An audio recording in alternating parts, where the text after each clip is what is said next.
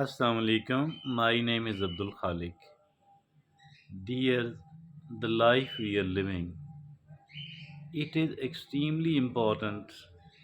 It is extremely important. It will never ever be given to us again. So, this is the reason that we should be very careful and cautious about that. There are certain things which are of material nature, and we people are seen working hard to achieve all that is fine, but we must not fail to understand that all of those things combined are actually of very, very little importance compared to we ourselves, compared to our life. So, for all that reason, I think that we need to lead not just a comfortable life, but quite a resilient one. This resilience is, I think, of paramount importance. If at all we want to live a good life, nothing is as important as a quality as this one, which is called resilience, which is called something like that.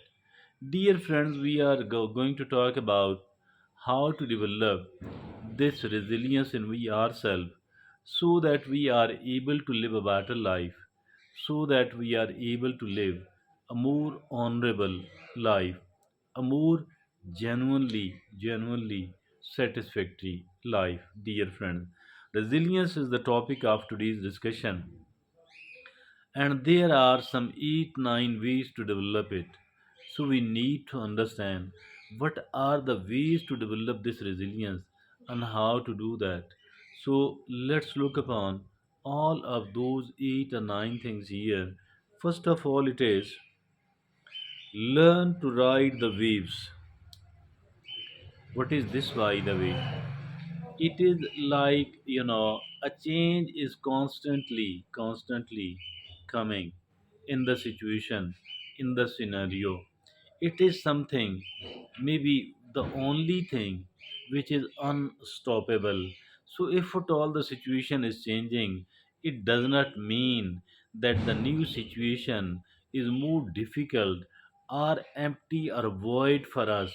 It's not the case at all. Rather, every situation contains certain opportunities for us. So we must believe in that. Whatever the situation, it does have certain opportunities, chances for us to succeed, to improve, to become a better person.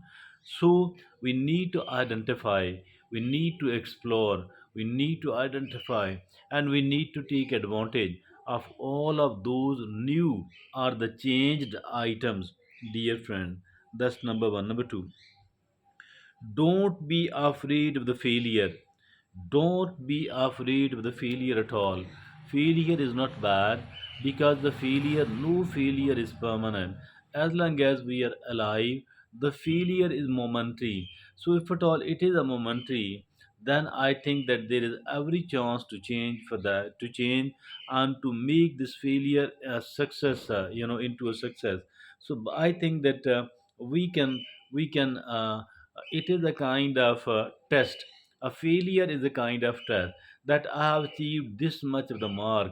Now my next attempt must be better than this one. So failure are not bad at all. Those people who remain afraid of the failure, look upon their life, you will come to know that they have not achieved anything else at all, not achieved anything worthwhile at all. But contrary to that, look upon those people's life who have who have faced, who have endured many of the failures. Today they are highly successful people. They achieved something really big, something really great. So don't be afraid of the failure at all. Number three, take the mistakes as teachers. Whatever Mistakes are there being made by me. So these mistakes are the teachers actually. So I should learn from my teacher. I need to take it as a mentor. I need to take it as a mentor and a teacher and a mentor. It's not bad for me at all. Simply, we need to learn. We need to learn from it. Prophet Muhammad, peace be upon him, that a moment, a believer, a true believer, cannot be bitten, cannot be stung twice by the same hole. So, what is meant by this? It actually means do not repeat your mistake. Making the mistake, that is something very much human, but I think that keep repeating the mistake, that is something that's not fair at all. So we must stop, repeating the mistakes we have been making. Now it is the number five. Empathy is the key to develop harmony with the people around you. Yes, empathy means it is putting ourselves into the shoes of another person. Only then we are able to better understand those people. Only then there will be a kind of soft corner for that particular person in our mind and heart, and only then I think that they will be able to respect us, and they will be able to understand us on the reciprocal basis. So I think that we must take this thing which is called empathy. We must create this quality in we ourselves. And now the number five is treat others the way you want to be treated. It will earn you friends.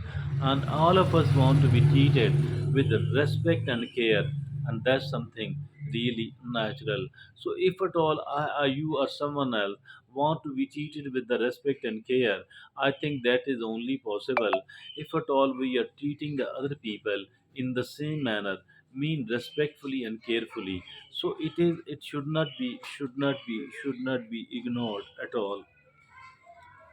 Now it is the sixth is develop creativity by trying new ways of doing the routine work. Develop creativity. Creative. How creative we are, it will help us a lot in facing the problem, the trouble we people are facing, and we will be quite effective in solving our problem, in finding the opportunities and availing those opportunities. If at all we are developing the kind of creativity in we ourselves, and no way is better than this way. Mean doing everything else which we have to do on a routine in a different, slightly different manner. Each time we are going to do the same thing, repetitive, I think that we should be doing it with a slightly different way. This manner we will be able to find quite a better way of doing the same thing, and develop creativity by trying new ways of doing the routine work. Now the number seven is make realistic plans and targets to earn some achievements. There are people who have set two big goals, and those goals, although it's lofty goals, although it's good to have, but the trouble is that if these are not feasible at the moment, if these are not achievable and at the moment, what is going to happen? The trouble will be that there will be no confidence and no achievement. So if at all we adopt a new strategy, or this strategy of setting the realistic goals, targets, and making the plans which are quite feasible and achievable. No, now if at all, if even if the outcome is not that big, but it will create a kind of confidence in ourselves that I can achieve, and I can keep achieving with the passage of time. I will be able to keep moving with the passage of time. I will be able to slowly and gradually achieve everything else which is needed. And now the eighth way, to develop the resilience is your body and mind is everything. My body and my mind is everything else to me. If at all I put all of my assets, everything else I do have, on the one side of the scale, and on the other side there is only one thing which is called my health and my health mind, healthy mind. I think this is more important, much more important. What does teaches us? It does teaches us that we need to be very careful and cautious about our body, or call it about our health. And the last is learn to persuade people for assistance. Being able to motivate the people, being able to persuade the people so that they could assist us, I think that is the best way, and it is a quality of the leader. So I think that if at all we want to live a good life, that is something really important. Thank you very much.